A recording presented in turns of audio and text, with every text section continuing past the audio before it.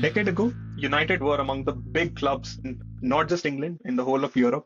We were entering Champions League finals, quarterfinals on a regular basis. Time has not been in our favor. It's been a bad decade. Liverpool, Arsenal, City all have overtaken us. Today, we want to discuss how big the gap has actually become and is it possible for United to bounce back? And if, how do we do that?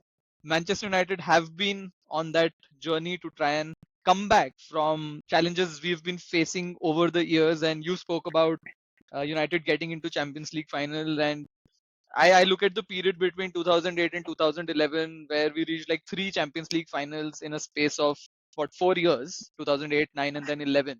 And even though we lost two of them to Barcelona in 9 and 11, I think what a period to be a Manchester United fan at that point in time. You were pretty much guaranteed to be in the title race, if not win it more often than not.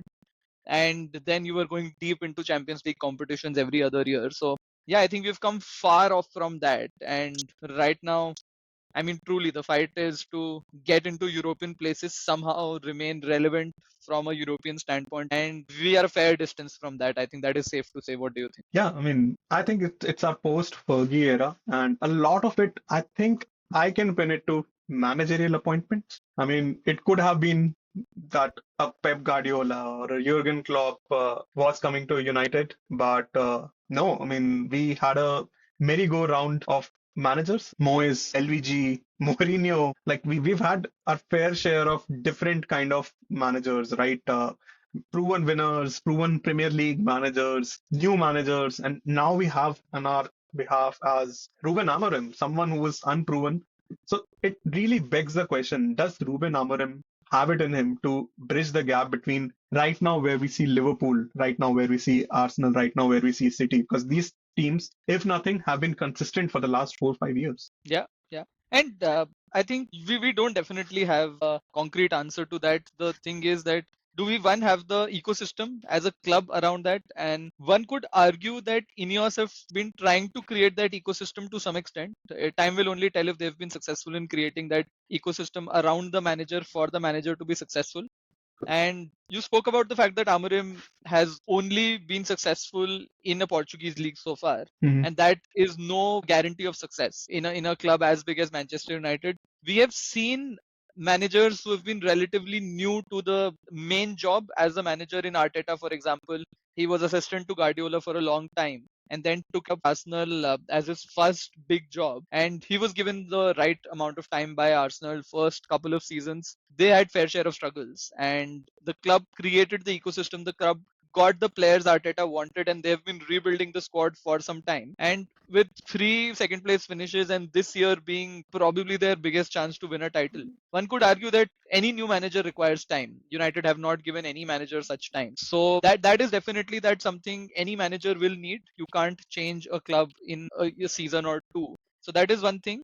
But are we seeing signs from Ruben Amorim is something that we should definitely discuss. There have been sparks, I would say, here and there, but I think consistency is one word we keep coming back to, which is missing in this Manchester United squad. Are we seeing that idea that Amorim wants this team to display consistently? Maybe not. And this is where the challenge lies as a Manchester United fan. Yeah, I think the consistency will come from a consistent lineup. I believe when we talk about eras of these three teams, when we talk about Arsenal, Liverpool, and City, we always talk about a spine of players who have remained unchanged. With Liverpool, it could be Van Dijk, Salah, Alisson, who've remained in the club. With City, it has recently been Haaland, and of course, the midfield has changed quite a lot recently since the last year blip. But they also had a big spine of Ruben Diaz has been there for quite a long time. Ederson was there for Yeah. quite a long time. And when you talk about Arsenal, they also have Saka, Rice, and Gabriel. They have a big spine of players who have settled into the club and who are Yeah. giving 8 to 9 out of 10 performances week on week. We don't have that kind of spine of players. One question I wanted to ask you was amongst the managers that we have previously sacked after Ferguson, which is one manager, if it were up to you, you would have given some more time wherein you saw that there were signs of improvement, but the manager just wasn't given enough time. I think without a shadow of doubt, Ole Gunnar Solskjaer, whatever doubt we have on his managerial capabilities in terms of being tactically astute, in terms of being able to outplay big managers on a regular basis, he probably fell short on a couple of those areas. But I think his man management top notch, his the simplicity of thought process, and that being embedded into the team, I think we saw that happen. If not for the transfer window, which we thought was probably the transfer window which could propel United from that second to title contending team when Jadon Sancho, Rafael Varane, Cristiano Ronaldo came to United in the same window. That didn't turn out as it could have. Sancho wasn't the best of the signings. Cristiano Ronaldo coming in probably created a bit of a situation in the squad where we had to change our style dramatically to suit his requirements. And Ole spoke about it in a couple of interviews Hmm. after that as well. So I mean, people say he was a PE teacher or whatever, but I think had he continued and had some of these major sliding door events not happened, you never know. I think I've enjoyed seeing United the most in the Ole era, No, post Sir Alex I Ferguson. agree with you on that, that we have enjoyed watching United the best when there was a combination of Ole, McKenna, and Carrick Carrick. on the helm of United. But I have a slightly different answer to this one. I feel Louis van Gaal was the one in which we played the most controlled football. I am a person who doesn't mind watching boring football as long as my team has the control of matches, and we looked superior to so many teams at that point of time. I think it was I just don't the know if I don't know if we looked superior. We definitely had more ball possession, 65 to 70% ball yeah. possession with so much of sideways passing with Daily Blind being at the center of it. Daley I've Blind forgotten was about Daley Blind has been one of the most intelligent players that we've had in our that. I defense for agree. Yeah. quite some time. I take Daley Blind over a lot of the current players, like in a heartbeat. My point being that was the only time when we actually saw an identity of the club. You know, we were playing a certain way. We were dominating games in possession. We were defensively strong. I think we were defensively quite strong in that era. It Yeah. was just that some results didn't go our way, and a lot of the wins were converted to draws. That is the reason why Louis van Gaal didn't get the time that he should have gotten. Plus, the fact that he just won a trophy and was sacked seems very, very unfair to me. I think all Yeah. managers other than Louis van Gaal, if they won a trophy, were given a longer time, be it Mourinho, be it Eric Ten Hag, of course, Ole, just entered, like just went to the final and lost on penalty shootouts. That was heartbreaking. At that point in time, the expectation from Hmm. United were much higher. Like that season, Louis van Gaal was let go or sacked from the job because he did not finish in a Champions League position, and that was the bare minimum that was expected out of a United manager. Come 2023-24, we are not that club anymore where we can almost like different eras for Manchester United. But the thing is that all of us as United fans harp a lot about the past, but if we were to talk about the future, Hmm.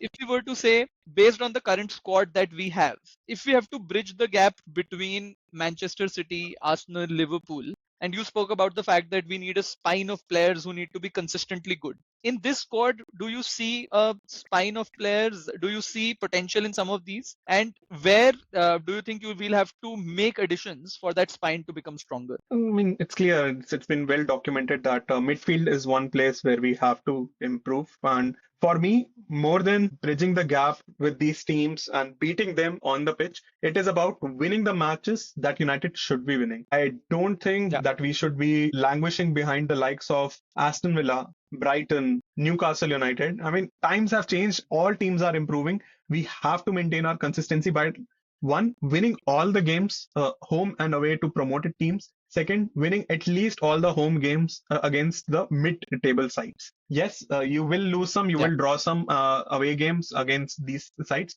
but home games, making Old Trafford a fortress again, has to be the priority for me. Agree, agree. And I think that stems from a little bit of defensive solidity, having control of the game. And if I just have to talk about few names, Manchester United do have a lot of young players who could potentially help create that spine which can take us to become a top club. We have Lamens who gives us a lot of hope.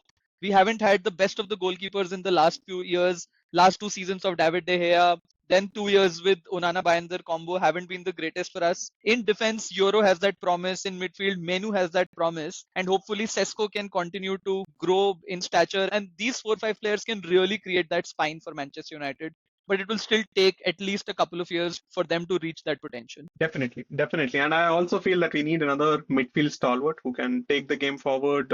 I do believe Bruno is on his last years of contract with United. I don't believe he'll continue more than a year or so. I hope he does. I hope he does to get see success in with the United shirt. But there's less hope in that. Also, I'd like to see some energetic presence in the midfield after Bruno and Casemiro move on.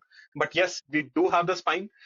Don't forget, we also have Ahmad, who's been going on from strength to strength since he started playing continuously for United post Eric Ten Hag. So we do have that spine. We very well can bridge the gap. I mean, I've seen teams change their fortunes by changing one or two players. We've seen Yeah. that with Liverpool getting Alisson and Van Dijk. I've seen that happen with City with Haaland, Arsenal with Saka. So maybe it's just a couple of pieces of jigsaw that we need to complete to reach that 100 goals a season team, which we want United to be. Exactly.